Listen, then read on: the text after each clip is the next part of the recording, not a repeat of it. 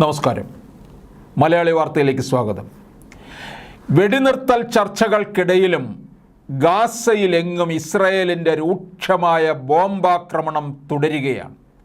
തെക്കൻ ഗാസയിലെ ഖാൻ യുനീസിൽ നിന്ന് ജനങ്ങളോട് ഒഴിഞ്ഞു പോകാൻ ഇസ്രായേൽ സൈന്യം ആവശ്യപ്പെട്ടു. തുടർച്ചയായ രണ്ടാം ദിവസവും ഫോണും ഇൻ്റർനെറ്റും നിലച്ചതോടെ പുറം ലോകവുമായി ഗാസയുടെ ബന്ധമറ്റു. ഗാസയിൽ അടിയന്തര സഹായം എത്തിക്കുന്നതിനായുള്ള പ്രമേയം UN രക്ഷാസമിതിയിൽ അവതരിപ്പിക്കാനിരിക്കെ US വീറ്റോ ചെയ്യുന്നത് ഒഴിവാക്കാനായുള്ള നയതന്ത്ര ചർച്ചകൾ തുടരുകയാണ്.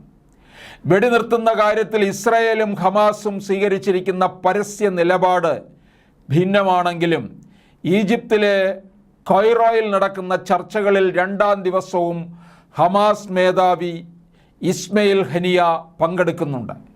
വളരെ ഗൗരവമായ ചർച്ചകളാണ് നടക്കുന്നതെന്ന് US വ്യക്തമാക്കി. ഞങ്ങൾ ആക്രമണം നിർത്തുമെന്ന് കരുതുന്നവർ മിഥ്യാലോകത്താണ്. ഹമാസിനെ ഇല്ലായ്മ ചെയ്യും വരെ യുദ്ധം തുടരും. ഇസ്രായേൽ പ്രധാനമന്ത്രി ഇപ്രകാരമാണ് പറയുന്നത്. ഇതേസമയം ആക്രമണം പൂർണ്ണമായും നിർത്താതെ ബന്ദികളെ കൈമാറില്ലെന്ന് ഹമാസ് പ്രസ്താവിച്ചു.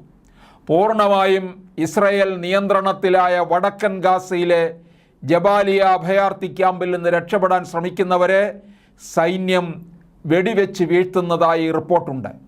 ജബാലിയിൽ കഴിഞ്ഞ ദിവസം ഇസ്രായേൽ നടത്തിയ ആക്രമണത്തിൽ പരിക്കേറ്റ 100 കണക്കിന് ആളുകൾക്ക് അടിയന്തര വൈദ്യസഹായം നൽകാനായി ആംബുലൻസുകൾക്ക് അവിടേക്ക് പോകാനാവാത്ത സ്ഥിതിയാണെന്ന് പലസ്തീൻ റെഡ് ക്രസൻറ്റ് അറിയിക്കുന്നു. വടക്കൻ ഗാസയിൽ നിലവിൽ ആശുപത്രികളൊന്നും പ്രവർത്തിക്കുന്നില്ല. അതേസമയം ഈജിപ്ത് അതിർത്തിയിലെ റഫ കവാടത്തിൽ കരീം ശലോം റോഡിൽ ഇസ്രായേൽ ബോംബാക്രമണത്തിൽ ഹമാസിൻ്റെ ജീവകാരുണ്യ വിഭാഗം ഡയറക്ടർ ബസം ഗബീൻ അടക്കം 4 പേർ കൊല്ലപ്പെട്ടു. സഹായവുമായി ഈജിപ്തിൽ നിന്നുള്ള ട്രക്കുകൾക്ക് പോകാനായി കരീം ശലോം റോഡ് ഈ ആഴ്ചയാണ് ഇസ്രായേൽ തുറന്നത്.